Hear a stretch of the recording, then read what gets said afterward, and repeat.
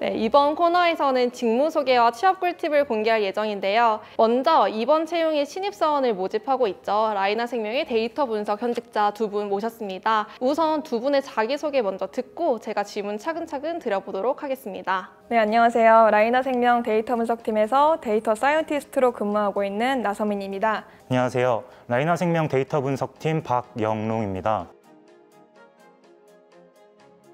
제가 저희 팀에서 하는 업무는 저희 고객분들이 지난 과거에 경험하신 경험을 쌓아서 만든 고객 경험 데이터를 기반으로 DB 추출이나 생성, 그리고 모델링, 분석 결과를 해석하고 전략 과제까지 도출하는 등 데이터 분석 전반의 업무를 수행하고 있습니다.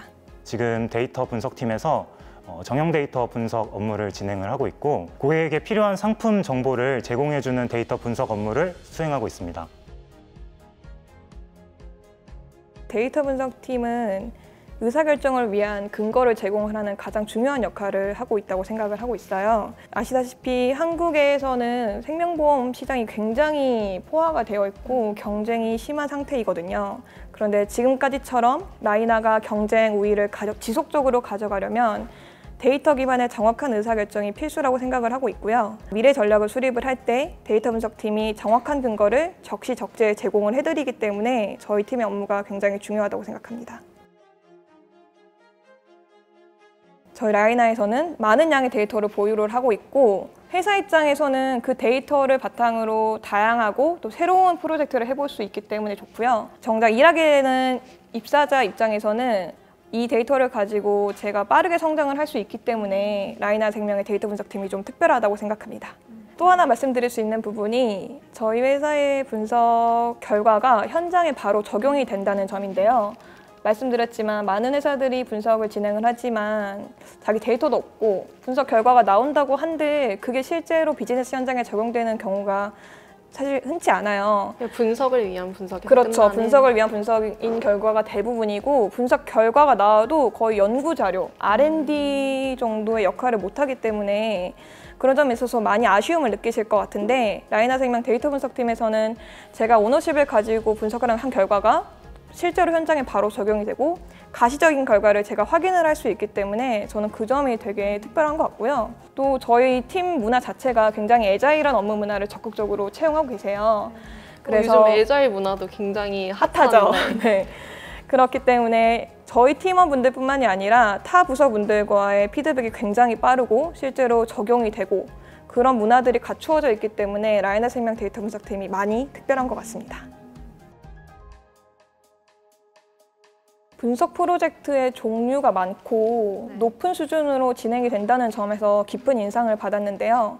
사실 저희가 금융업계이다 보니까 정보 공개가 한정적일 수밖에 없고 실제로 분석팀에서 진행되고 있는 과제들이 현장에 적용되고 있는 비즈니스 프랙티스들이기 때문에 외부에 공개가 안 되는 게 사실이에요.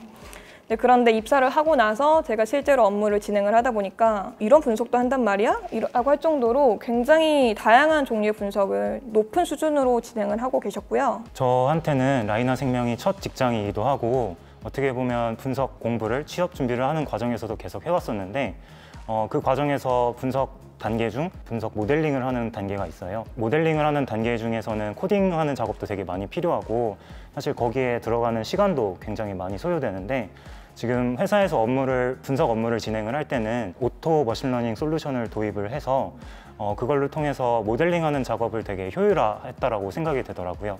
그런 측면에서 어떻게 보면은 다른 또 중요한 업무에도 좀 시간을 많이 활용할 수 있다는 측면에서 제 예상과는 달랐다라고 생각을 했었습니다. 저희 팀에서는 수평적인 조직 문화가 잘 정착이 되어 있고요. 그렇기 때문에 주니어라고 하더라도 정확한 근거가 있으면 얼마든지 자기 의견을 개진을 할 수 있고요. 오너십을 가지고 분석 과제를 처음부터 끝까지 다 진행을 할 수 있기 때문에 그런 점에서 저는 분석가로서 굉장히 빠르게 성장할 수 있는 환경이라고 봤고요. 물론 그렇기 때문에 힘든 부분이 없지 않아 있습니다. 없지 않아 있는데 제가 분석 기준을 잡는 기준점 하나하나마다 정확한 근거가 있어야 되고 결과에 대해서도 제가 어느 정도 책임을 질 수 있는 부분이 있어야 되거든요. 사회생활을 시작을 하는 주니어 입장에선 그게 좀 부담스러운 게 사실이에요. 그렇게 힘들기도 하지만 사실은 이렇게 과제를 하나씩 끝냈을 때 내가 분석가로서 또 한 단계 성장을 했구나라는 느낌이 저는 정말 좋은 점이라고 생각합니다. 면접 과정에서 제가 도전을 했고 그 도전에서 성과를 냈음을 주로 어필을 많이 했던 것 같아요. 영롱님은 혹시 어떠실까요? 영롱님은 특히나 그 재작년에 신입 공채 과정을 다 경험하시고 당당히 들어오신 분이시잖아요. 저는 사실 면접 과정에서 좀 하고 싶은 업무를 좀 구체적으로 얘기하려고 노력을 많이 했던 것 같습니다. 상품 추천이라든지 텍스트 분석을 회사에서 어떻게 활용을 하고 싶은지를 좀 구체적으로 얘기를 하려고 노력을 많이 했거든요. 그 면접 단계에서 상품 분석, 상품 얘기했어요? 네, 그런 거를 진짜 하고 있는 거예요? 아, 네, 얘기를 하고 있고 꿈이 이루어지신 케이스. 네, 그런 업무를 실제로 좀 지금 또 하고 있기 있고. 때문에 네네. 네, 그 부분이 좀 좋게 보였다라고 생각을 하고 있습니다. 이력서에 제가 문제 해결 능력을 굉장히 강조를 했었어요. 그래서 그런 경험들이 어떤 의미에서 진행이 됐었고 제가 어떤 역량을 발휘해서 문제를 해결을 했는지 그런 부분을 좀 자세하게 다시 기억을 해보려는 노력을 했었고요. 그리고 실무 면접 중에 굉장히 당황스러운 질문이 하나 있었어요. 그럼에도 불구하고 최대한 제가 아는 선에서는 성실하게 설명을 드리려고 노력을 했고요. 모르는 거는 모르겠다라고 솔직하게 답변을 드렸어요. 그렇지만 이제 나중에 입사를 해서 조금 더 공부를 해서 보완을 하겠다라는 방식으로 말씀을 드렸더니 성실하게 포기하지 않고 노력을 하려는 태도, 그다음에 솔직하게 답변하려는 태도를 좋게 봐주신 것 같습니다. 토론 면접을 가장 기억에 남았던 이유가 면접자들에게 분석 과제를 좀 주고 각자 검토를 한 다음에 4명이 모여서 이제 그 각자 검토한 내용에 대해서 토론을 진행을 하는 방식으로 진행을 했던 걸로 기억을 하는데요. 그 과정에서 앞서 말씀드렸던 것처럼 회사에서 어떤 분석을 하고 싶고 조사를 많이 해갔던 부분이 토론을 잘 풀어나갈 수 있게끔 좀 도움을 많이 줬던 것 같고요. 토론을 한 이후에 결국엔 그 토론한 내용을 한 명이 발표를 해야 했어요. 아, 네네. 네. 근데 그렇게 발표를 하는 과정에 약간 서로 하기 싫어하는 그런 좀 부담스러울 네, 수 느낌이 있죠. 좀 있었는데 네. 그 상황에서 저는 발표를 하겠다라고 좀 적극적으로 네. 하는 편이 좋겠다라는 생각이 들었고 그렇게 좀 적극적으로 하려고 했던 부분이 좀 좋게 보이지 않았을까라는 생각을 학생으로서 사실 문제 해결 능력을 객관적으로 보여주는 게 쉽지 않아요. 내가 직장 경험이 있는 것도 아니고 그런 부분을 알기 때문에 아마 데이터 분석 공부하시는 분들은 케글이라는 분석 공모전 사이트를 아실 거예요. 케글인가요? 네, 케글 KAGGLE라는 굉장히 전 세계적으로 유명한 분석 공모전 사이트가 있거든요. 엄청 다양한 종류의 컴피티션이 올라와 있고 엄청나게 활발한 커뮤니티가 구성이 되어 있어요. 그래서 저는 학생 때 그 케글이라는 사이트에서 가장 쉬운 문제부터 하나씩 제 스스로 풀려는 노력을 좀 했던 것 같고요. 그래서 지원자분들도 그런 사이트를 적극적으로 활용을 하시면 훨씬 도움이 되지 않을까요? 저도 약간 비슷한 생각인데 조금은 다른 게 그런 공모전을 참여를 하실 때 혼자서 참여하시지 마시고 좀 이렇게 여럿이서 조를 짜서 팀원을 좀 꾸려서 참여를 하시는 거를 좀 추천해 드리고 싶어요. 그 이유가 아까도 말씀드렸다시피 내가 어떤 만들어낸 결과물을 누군가한테 설명을 해야 되고 그런 것들을 이제 여럿이서 모여서 하게 되면은 내가 이렇게 분석을 했는데 이건 어떻냐 이런 거를 의견을 제시할 수도 있고 반대로는 또 내가 무언가를 설명해 줄 수도 있긴 하지만 그렇게 모여서 할 때 얻어갈 수 있는 것도 되게 많다라고 생각을 해서 공모전을 좀 여럿이서 함께 좀 팀을 꾸려서 네. 하는 걸 좀 추천해 드리고 싶습니다. 이렇게 정보를 다 드려도 될까 싶을 정도로 알찬 채용 설명회인 것 같습니다. 이번에는 인턴 채용을 진행하는 직무의 현직 담당자들을 모셔봤는데요. 바로 상품 개발, 보험 계리, IT 어플리케이션 시스템 개발 운영 담당자들을 모셨습니다. 안녕하세요. 저는 라이나생명 상품개발부에서 상품개발자로 근무하고 있는 김태욱이라고 합니다. 네, 안녕하세요. 저는 혁신상품 팀 현다연 사원입니다. 네, 안녕하세요. 저는 재무계리팀 김관호 사원입니다. 안녕하세요. 저는 IT 기획팀에서 내부 통제 업무를 담당하는 김수지입니다. 안녕하세요. 저는 보험 시스템 1팀에서 신계약 파트에서 업무를 담당하고 있는 안영진입니다. 재무계리팀은 준비금 산출, 그리고 적립, 그리고 손익분석, 잉여금을 배분하는 일을 주로 하게 되고요. 모델링이라는 업무가 필수적인데요. 저희가 미래를 그리는 일이다 보니까 일일이 엑셀이나 계산기로 추정을 할 수가 없거든요. 네, 그래서 상품 정보를 프로펫이라는 계리 전문 프로그램에 넣어서 미래를 추정하는 업무도 같이 하고 있습니다. 이번 달 초에 신상품이 나왔었어요. 그래서 신상품의 실적을 지금 계속 모니터링하고 있고 또 장단기적으로 준비 중인 상품이 있어서 그 상품에 대한 상품안을 검토 중에 있고요. 또 새로운 급부를 개발하기 위해서 리서치나 위험률 개발 등을 하고 있습니다. 저희 회사 같은 경우에는 채널별로 팀이 나누어져 있는데요. 사실 라이나는 TM으로 좀 영업을 많이 하는 팀이라 TM 상품이라는 게 있어서 다른 회사랑 좀 차별점이 있는 것 같고 그거 말고도 뭐 대면으로 영업을 하는 뭐 GA 쪽, 뭐 아니면 반카 또 판매하는 팀이 이제 각각 있어서 각 채널의 어떤 니즈를 다 반영을 하고 있습니다. IT 개발 직무에서는 약 한 3단계 정도로 나눌 수가 있거든요. 계약을 체결하기 위한 그 채널계 시스템, 그 체결된 이후에 앞단, 뒷단을 처리할 수 있는 기간계 시스템이 있고 그다음에 후단에 처리할 수 있는 뭐 백단의 그 시스템들이 있습니다. 그게 보면은 채널계에서는 계약을 체결을 하고 그 계약이 기간계 쪽으로 들어와서는 언더라이팅 심사, 입금, 보전, 지급 등의 그 처리하는 시스템들이 있고요. 고객 민원이 들어왔을 때 처리하는 CS 파트, VOC, 고객 민원이 들어와서 처리하는 시스템 이렇게 한 크게 3단계로 볼 수 있으면 될 것 같습니다. 사실 IT 부서가 거의 100명이 넘는 굉장히 큰 부서예요. 그만큼 IT가 되게 중요하고 또 금융업이다 보니 고객의 돈이라든지 보험사이기 때문에 좀 더 민감한 고객의 정보를 다루기 때문에 내부 통제를 좀 더 엄격하게 해야 해요. 그래서 내부 통제 업무라든지 뭐 예산, 재무 파트도 IT는 따로 있고요. 그다음에 시스템, 서버, DB, 그다음에 뭐 네트워크 이런 것을 운영하는 운영팀이 또 따로 있습니다. 아까 말씀드렸듯이 프로펫이라는 프로그램이 네. 원래 9버전이 있고 신버전이 있어요.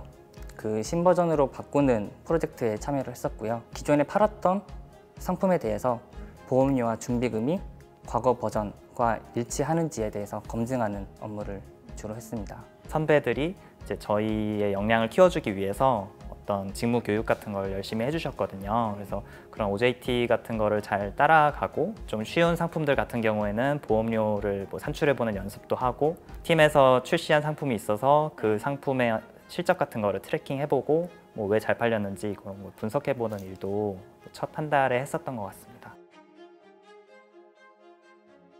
어느 취준생이나 다 비슷하겠지만 그때 당시에 어떤 보험 관련된 시사 같은 거 준비도 하기도 했었고 그다음에 아무래도 뭐 라이나 생명이라는 곳을 제가 취직 준비하기 전엔 잘 모르는 곳이기도 했어서 어떤 상품을 팔고 있는지 뭐 홈페이지 같은 데 가서 뭐 좀 공시시를 뒤져보기도 하고 그렇게 했었던 것 같은데 실제로도 면접관 분들이 그런 거를 많이 물어보시더라고요. 그래서 그런 식으로 준비를 하면 되지 않을까 생각합니다. 저는 면접 스터디를 해서 다른 사람들과 이야기를 해보는 그런 학습을 많이 했고요. 그리고 집에서는 꼭 거울을 두고 내가 어떤 표정으로 말하는지를 연습을 했습니다. 특정 이제 상품군에 대해서 얘기를 하시면서 현재 시점에 파는 거에 대해 어떻게 생각하냐 이렇게 물어보셨었어요. 근데 전 그때 이제 잘 모르니까 뭐 이 시기에 파는 건 뭐 안 좋을 것 같다, 도전적일 것 같다, 뭐 이런 식으로 말씀드렸는데 제가 딱 입사하고 와서 보니까 저희 팀에서 만들고 있는 상품이었던 거예요. 그래서 저 바로 옆자리 과장님께서 작업하시고 계시던 상품이어가지고 지금 생각해보면 답변을 굉장히 잘못한 건데 의도와는 맞지 않은 답변을 한 건데 그냥 자신 있게 답변하고 자신의 의견을 말하는 걸 굉장히 좋게 봐주셨던 것 같아요. 그래서 면접에선 그게 가장 중요하지 않나 생각합니다. 제가 가장 기억에 남는 질문은 첫 질문이었어요. 1분 동안 영어로 자기소개를 하라는 제가 영어를 잘 못해서 그 질문이 가장 기억에 남습니다. 그래서 어떻게 하셨을까요? 제가 알고 있는 쉬운 영어들로 어떻게든 문장을 만들어서 자기소개를 했는데요. 나중에 입사해서 팀장님께 여쭤봤어요. 네네. 영어를 잘 못했는데 저를 왜 뽑으셨냐고 여쭤봤는데 사실 그 영어를 잘하는 것보다도 자기가 잘 못하는 거에 시켰을 때 그거를 할 수 있는지를 더 보고 싶어 하셨다고 하시더라고요. 뭔가 뭐 엑셀이라든지 그런 툴 같은 거를 잘 활용할 줄 알면은 굉장히 큰 도움이 되는 것 같아요. 뭐 SQL이라든지 뭐 매크로를 짤 줄 안다든지 이런 게 굉장히 도움이 크게 될 것 같고요. 뭐 그래서 그런 걸 잘 할 줄 아시면은 어필을 하면은 뭔가 도움이 될 것 같다는 생각이 듭니다. 저는 계리사를 준비하면서 공부했던 내용들이 도움이 많이 되었습니다. 계리 업무를 하다 보면 이게 일상적으로 쓰이는 용어가 아니고 기호들로 다 표현이 되거든요. 계산기수라고 하는데 그런 것들을 이해하는 데도 많이 도움이 됐고요. 지원하시는 분들도 그런 지식이 있으시다면 좀 더 쉽게 적응하실 수 있지 않을까 싶습니다. 계리 자격증이 꼭 필요한가요? 계리 직무에 있어서? 제 생각에 계리 자격증은 필수는 아닌 것 같아요. 하지만 아까 말씀드렸듯이 계리를 공부하는 데 쓰였던 그 지식들은 업무를 하는 데 있어서 많은 도움이 되는 것 같습니다. 일단 저희 부서 팀장님 분들은 한 40대 정도 되시고 전체적으로 굉장히 평균 연령이 낮기 때문에 의견 교류도 자유롭고 또 연차에 상관없이 굉장히 주도적인 업무를 맡을 수 있게 기회를 또 주는 편이에요. 그런 점에서 놀랐고 또 복장도 굉장히 자유롭게 캐주얼하게 입을 수 있는 그런 회사인 것 같아요. 저희 회사가 좀 젊은 층이 많다 보니 맞아요. 대학생 때는 만나보지 못했던 나이대 분들과 일하는 게 처음에는 낯설게 느껴지지만 다른 회사에 이제 입사한 친구들이랑 얘기를 해보면 확실히 수평적인 커뮤니케이션을 업무적으로 할 수 있고 그다음에 경력직이 많은 회사이다 보니 동기애가 좀 남다르다고 생각합니다. 제가 생각했을 때 제가 합격했던 이유는 좀 솔직하고 좀 자신감 있는 모습이 합격할 수 있던 가장 큰 원인이 아닌가 생각이 들고요. 그렇게 생각했던 게 제가 같이 면접을 봤을 때 그때 경력이 있었던 분들도 많이 계셨고 저보다 경험을 진짜 많이 하신 분들도 계셨거든요. 그래서 제가 어필할 수 있는 경쟁력은 솔직하게 얘기를 하고 그거에 대해서 자신감을 보여주고 부족한 부분도 할 수 있다는 열정을 보여준 게 가장 큰 합격 요인이었던 것 같습니다. 이런 말하면 제가 좀 재수 없게 느껴질 수도 있는데 저는 토론 면접을 할 때 되게 재미있다고 느꼈거든요. 죄송해요. 맞습니다. 너무 면접이라고 긴장하시지 말고 그 상황에 몰입해서 경쟁자라고 생각하기보다는 같이 어떤 목표를 향해 달려가는 동료라고 생각해서 좋은 결과를 도출한다면 좋은 결과도 함께 따라오지 않을까 생각을 합니다. 면접을 보시는 상품개발부 부장님들이나 그 임원분들께서 평소에도 굉장히 많은 보고를 받고 그거를 다루시기 때문에 투머치 토커를 그렇게 좋아하지는 않는 편인 것 같아요. 그래서 아는 질문이 나왔다고 해서 막 줄줄줄 얘기하기보다는 뭔가 간결하게 딱 답변을 하는 게 왠지 좋을 것 같습니다. 저는 사실 지금 3년 차인데 처음 받는 후배거든요. 그래서 제가 계속 막내였는데 부서에서 이제까지 점심을 거의 제 돈 내고 먹은 적이 없어요. 항상 사주셨거든요.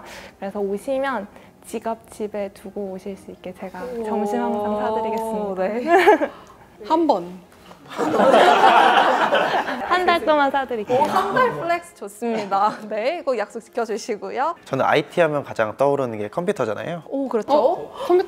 컴퓨터는 사드릴 수 없고요. 가장 많이 사용하는 키보드 좋은 걸 하나 선물해주고 싶습니다. 지금까지 좋은 팁과 지원에 도움이 될 수 있는 정보들을 알려주셔서 감사드립니다. 수고하셨습니다. 고맙습니다.